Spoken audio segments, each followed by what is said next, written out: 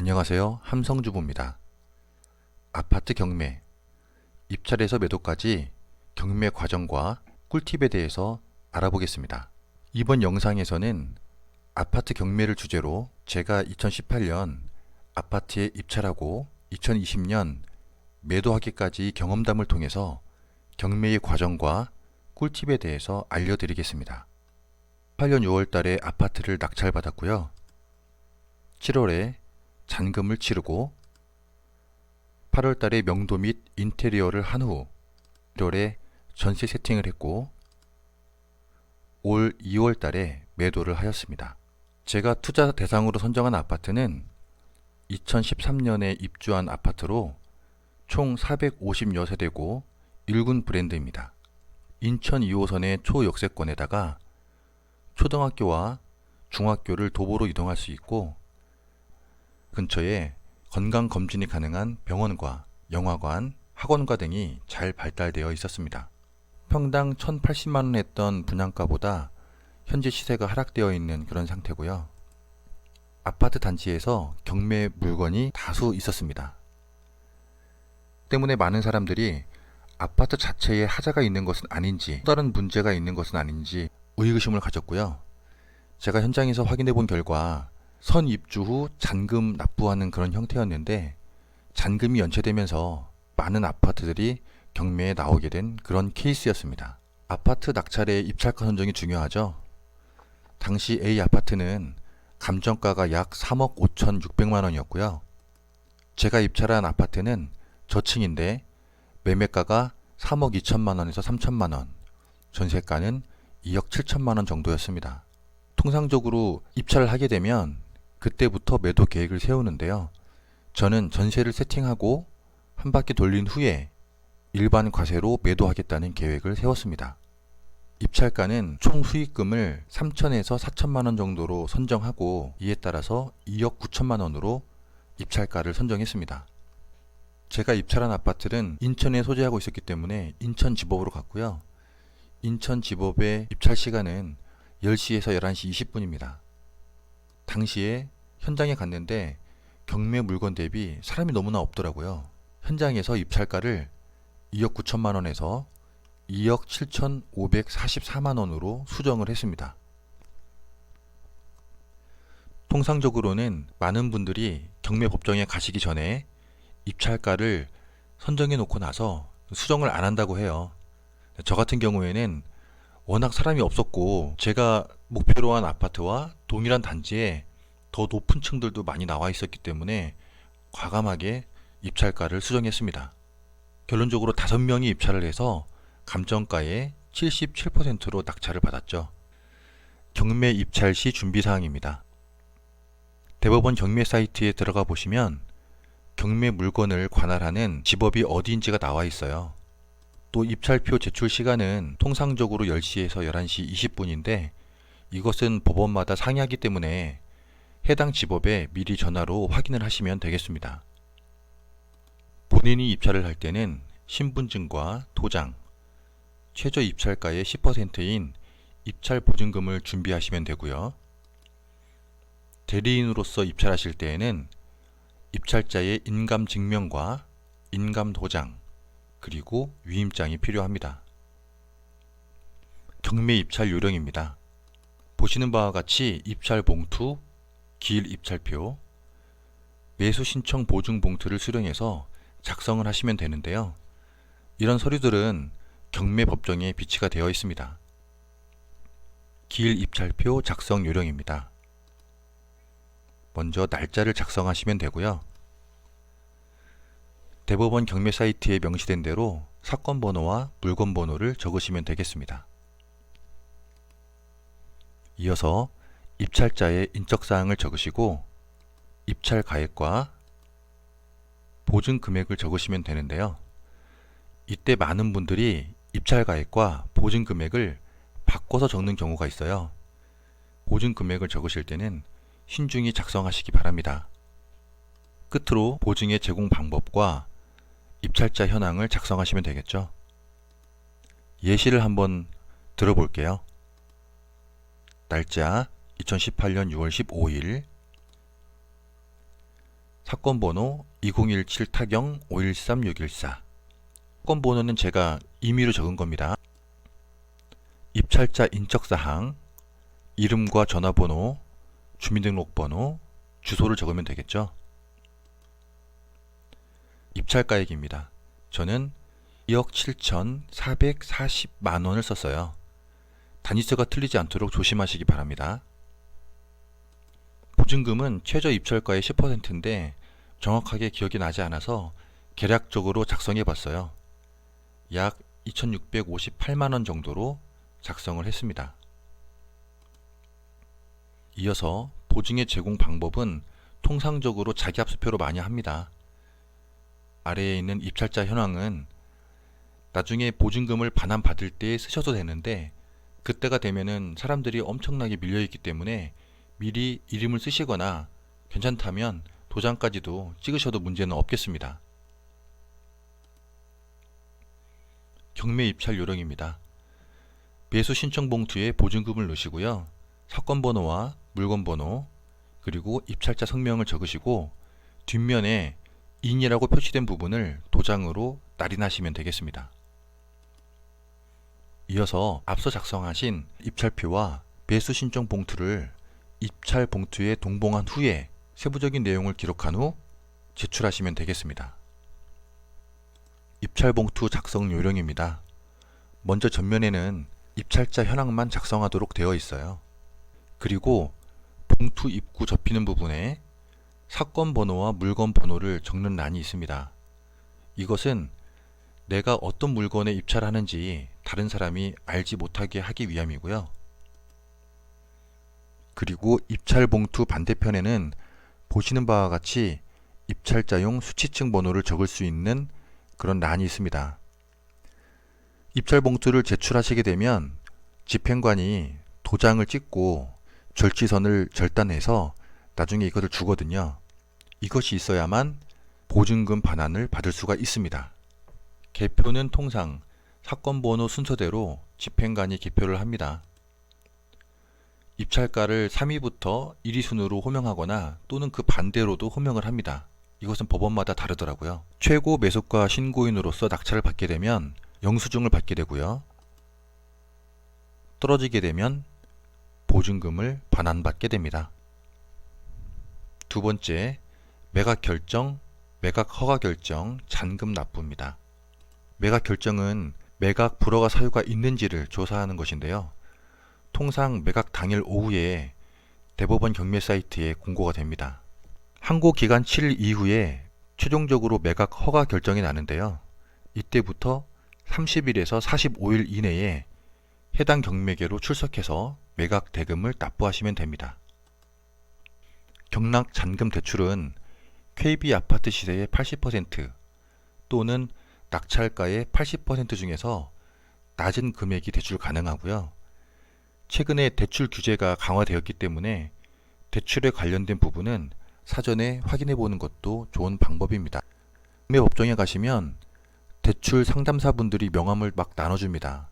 그 명함들을 버리지 마시고 잘 정리했다가 낙찰 받은 후에 그런 상담사 분들을 통해서 여러 가지 원하는 상품을 선택할 수도 있습니다.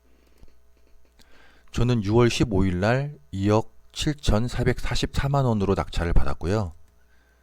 7월 22일 날 경락 잔금 대출로 2억 6,400만 원을 실행했습니다. 또 잔금 납부와 동시에 내용 증명을 발송했는데 이때는 인터넷 우체국을 이용했고요.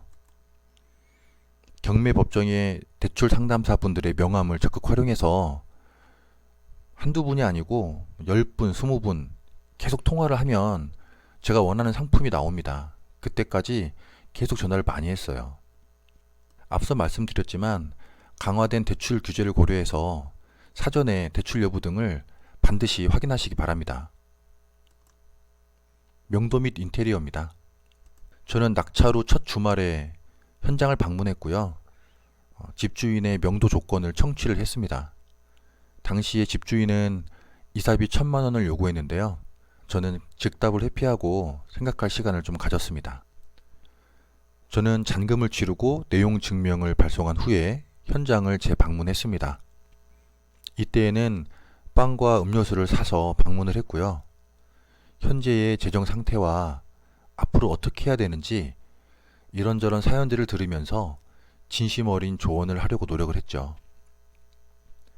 최초에는 이사비 1,000만 원을 요구했다가 이날에는 실질적인 이사비 금액과 조금 더 거주할 수 있게끔 이사 날짜를 연정해 줄 것, 그리고 사연이 있는 붙박이장을 떼가고 싶다라는 그런 조건을 제시를 했습니다. 결국 8월 말에 명도를 했고요. 낙찰부터 명도까지 총 75일가량이 소요가 됐습니다.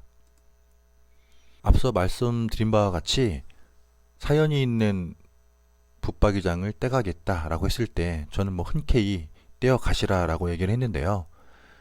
예상하지 못한 부분이 있었어요. 붙박이를 떼가게 되면 통상적으로 강마루라든지 벽지 이런 것들이 시멘트 상태로 노출이 되더라고요. 그래서 얼른 새롭게 붙박이장을 설치를 했습니다.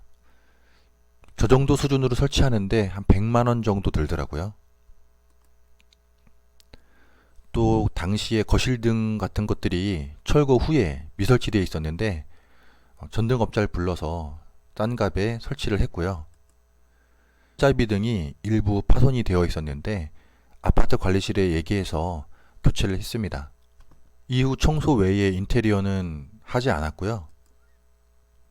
현관 앞에 액자, 매트, 실내화, 향수 등의 소품을 이용해서 아파트 내부의 분위기를 좀 밝게 연출을 했습니다. 다음 전세 세팅입니다. 18년도 8월 말 명도 후 11월 초에 전세 세팅을 했습니다. 2억 7천만 원으로 했고요. 7월 22일 날 대출을 실행하고 나서 약 3개월간 270만 원이라는 이자가 발생했습니다. 좀 많이 아깝더라고요. 당시에 전세 세팅이 늦어진 이유 중에 하나가 검단 신도시와 루원시티 분양 등으로 인해서 공급 물량의 영향을 좀 많이 받았고요. 제가 부동산을 여러 군데에 내놨어야 되는데 한두 군데, 그것도 그 단지가 아닌 곳에 내놓는 실수를 했었습니다. 또 무엇보다도 전월세를 빨리 세팅하려면 단가를 낮춰야 되는데 최초에는 2억 8천에서 9천만 원을 고집하다 보니까 아무래도 전세가 늦게 세팅이 되었습니다. 매도입니다. 현재 전세 거주자는 20년 11월까지가 계약 기간이고요. 최근에 수용성 규제 후 인천 아파트 시작이 막 들썩거렸잖아요. 거래량이 증가하고 호가가 증가하는 현상이 조금씩 뚜렷해지고 있습니다. 때문에 전세 거주 계약 기간이 다소 많이 남았지만 물건을 내놨어요. 매수자가 가격을 깎을 것을 고려해서 3억 2,500만 원으로 등록을 했고 최종적으로는 3억 2,100만 원에 매도를 했습니다. 지금부터 단계별 꿀팁 한번 정리해 드릴게요. 투자 물건 및 입찰가 선정 시 꿀팁.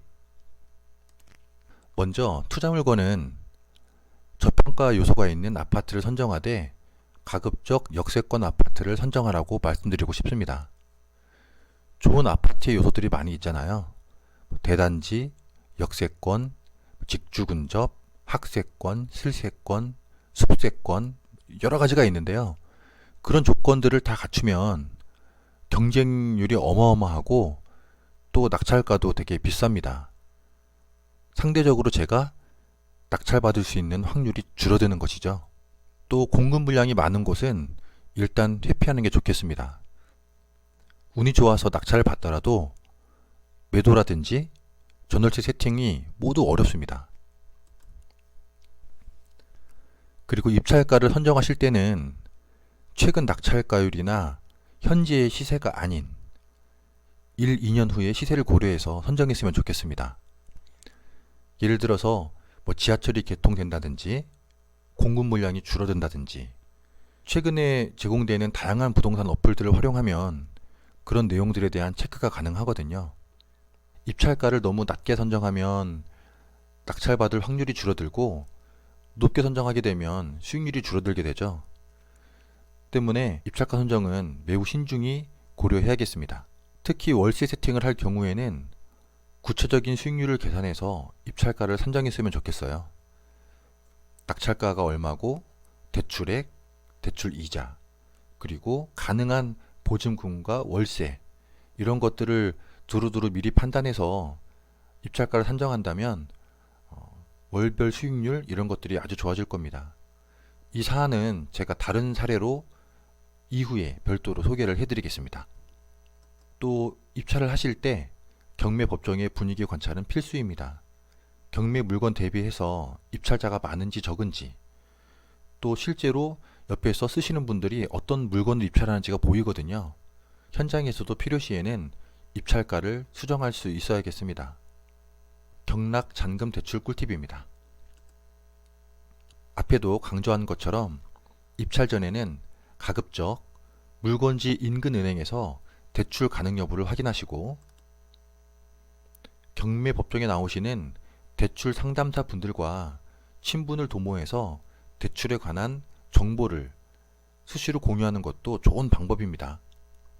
대출 상품을 확인하실 때 중도 상환 수수료 여부 등 대출 상품을 여러 개 비교를 하시고요. 여유가 된다면 작은 범위 내에 있는 경매 물건을 입찰해서 불필요한 이자 지출을 최소화하는 것도 하나의 방법이 되겠습니다. 명도 및 인테리어 꿀팁. 명도는 전소유주의 조건을 끝까지 청취하고 호응하시기 바랍니다. 적을 만들어서 좋을 것은 아무것도 없거든요. 필요시에는 전소유주의 재정 상태나 향후 진로 등 진심 어린 조언도 필요합니다. 때때로 전소유주가 무리한 요구를 할 경우에는 최종 결정자는 제가 아니기 때문에 문의를 한 다음에 답을 주겠다, 이런 식으로 제3자 대화법을 활용할 수도 있겠습니다. 만약에 전소유주가 집을 비워주지 않을 경우에 강제 집행을 하게 되는데요. 강제 집행금은 평당 10만원 꼴입니다. 평의 아파트를 낙찰받고 강제 집행을 한다면 약 300만원이 드는 건데요. 이런 식으로 사전에 명확한 한계를 고지하는 것도 하나의 방법이라고 할 수 있겠습니다. 인테리어 비용은 최소화할수록 저의 수익이 늘어나겠죠. 셀프 인테리어를 하시거나 부동산, 지인 찬스를 적극 활용하시기 바랍니다. 또 앞에서 말씀드린 바와 같이 액자나 현관 매트 및 실내화, 향수 등의 소품을 적극 활용하시기 바랍니다. 세입자 세팅 및 매도 꿀팁입니다. 세입자 세팅을 위해서 내 물건을 많은 부동산과 SNS, 다양한 부동산 앱 등 최대한의 방법을 강구해서 널리 알리는 게 중요합니다. 급하시다면 그 아파트 단지에서 가장 낮은 단가로 세팅을 하시면 됩니다. 또 매도 시점 캐치를 위해서 부동산 시장을 공부하시고요. 물건 주변의 공급 물량, 개발 호재, 지역 변화 등을 수시로 체크하시기 바랍니다. 끝으로 나만의 수익을 고집하지 말고 내 물건을 사는 매수자에게도 이득을 남겨준다는 생각을 하세요. 그러면 서로가 윈윈하는 그런 거래가 될 겁니다. 감사합니다.